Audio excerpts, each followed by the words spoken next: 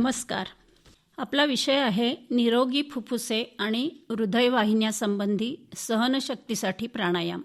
भरकटलेल्या मनाला श्वसन नियंत्रणाद्वारे स्थिर करता येते.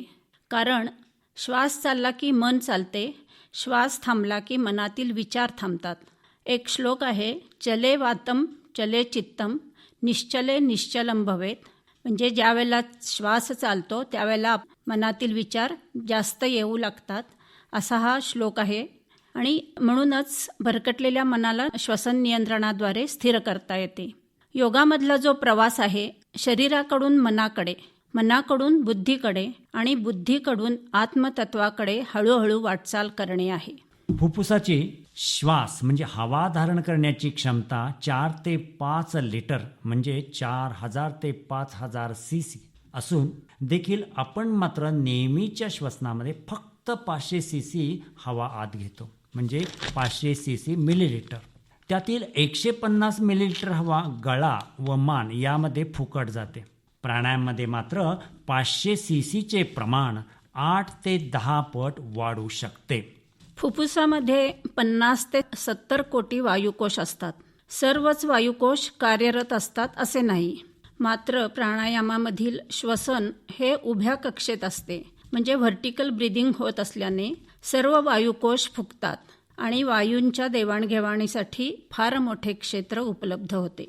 हृदयाची कार्यक्षमता ही वाढते. ती कशी? म्हणजे छाती आणि पोट यामध्ये जे उदरपटल म्हणजे आपण श्वासपटल म्हणतो, ते जे आहे ते नेहमी श्वसनामध्ये 1 सेंटीमीटर वर खाली होतं. पण प्राणायामाच्या अभ्यासामध्ये या ठिकाणी उभ्या कक्षेत केलेल्या श्वसनामुळे हे उदरपटल 2 ते 3 सेंटीमीटर वर खाली होतं. याचा परिणाम काय होतो? तर याचा परिणाम पटलाच्या वरच्या बाजूला असलेले हृदय आणि खालच्या बाजूला असलेले प्लीहा, यकृत, पोट या इंद्रियाची कार्यक्षमता वाढते. दीर्घ श्वसन, विभागीय श्वसन, भस्त्रिका प्राणायाम ह्या सर्वांच्या अभ्यासामुळे वायुकोश कार्यान्वित होतात आणि फुफ्फुसांना व्यायाम होऊन रोगप्रतिकारक शक्ती वाढते आणि मनाची शक्ती वाढते. प्राणायामामुळे श्वसन क्षमता म्हणजे व्हायटल कपॅसिटी वाढते. नियमित प्राणायामामुळे चयापचय क्रिया, बेसिक मेटाबॉलिक रेट म्हणजेच BMR कमी होऊन शरीराला कमी ऊर्जा लागते आणि कमी अन्न पाण्यामध्ये आपलं शरीर चालू शकतं. श्वसन गती, नाडीचे ठोके, रक्तदाब हा प्राणायामामुळे कमी होतो आणि त्यामुळे हृदयाला विश्रांती मिळते.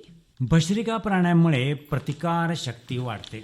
उदरपटल, उदरस्थित स्नायूंना, फुफ्फुसांना, श्वसन संबंधित स्नायूंना व्यायाम एक प्रकारचा चांगला मिळतो.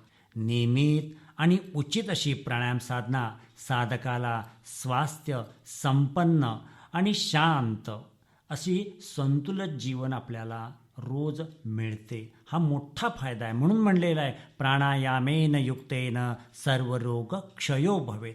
आणि दुसऱ्या एका श्लोकामध्ये सांगितलेलं आहे की प्राणायामात खेचरत्वम, प्राणायामात द्रोगनाशनम, प्राणायामात बोधयक्षक्तिम, प्राणायामात मनोन्मनी आनंदे जायते चित्ते, प्राणायामी सुखी भवेत. अशा रीतीने निरोगी फुफ्फुसे आणि हृदय वाहिन्या यासंबंधी शक्तीसाठी, सहनशक्तीसाठी, उपयोगीसाठी प्राणायाम हा आपल्याला अतिशय उपयोगी आहे.